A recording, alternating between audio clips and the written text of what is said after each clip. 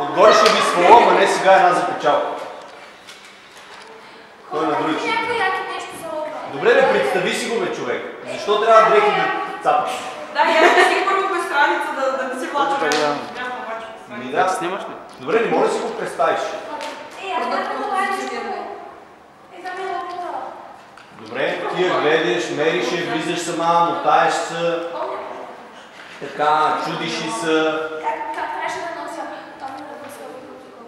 Не, ти така ли си носил? Аз така си ги нося, дрехи, така си гледам. Правя си ги така, нещо. Не почваме, да. Да, тази рокля най-ще ми отива. И направи пауза. Само направи това нещо. Да, тази рокля най-ще ми отива.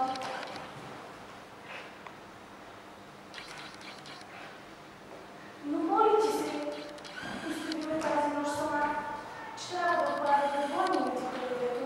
Взете ли сте? Трябва да ми помня. Не, майка моя.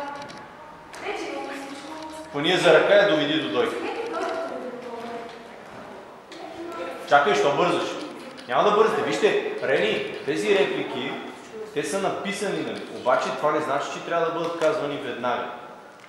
Примерно, ти влизаш сама Жулиета и казваш, да, тази рокля най-ще ми отива, гледаше, оставяше, целуваше, миришеше, слагаше на стола, след което влиза и гледа в земята или е влезнала и гледа Мишел и ти отиваш към нея, приближаваш се и чак тогава примерно можеш да кажеш репликата.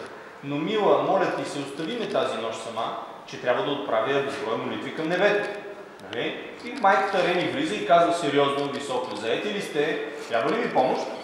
Ти се обръщаш, оставяш дойката, защото те държиш за ръка, отиваш до майка си и казваш, не майко моя, хващаш под ръка, вече си имам всичко. Но моля ви, вземете дойката, с другата ръка присягаш и хващаш Мишел, нека ви помогне, да ви помогне. И двете ги изпращаш, така ги подбутваш с гръб, слушаш ли бе? И тогава майката се обръща към дъщеря си Рени и казва, лека нощ, хайде спокойно, отдих мила. Разбираш ли, има паузи между тия неща. Тоест не се случва всичко на куп. Така, ако трябва пак ще го повторя.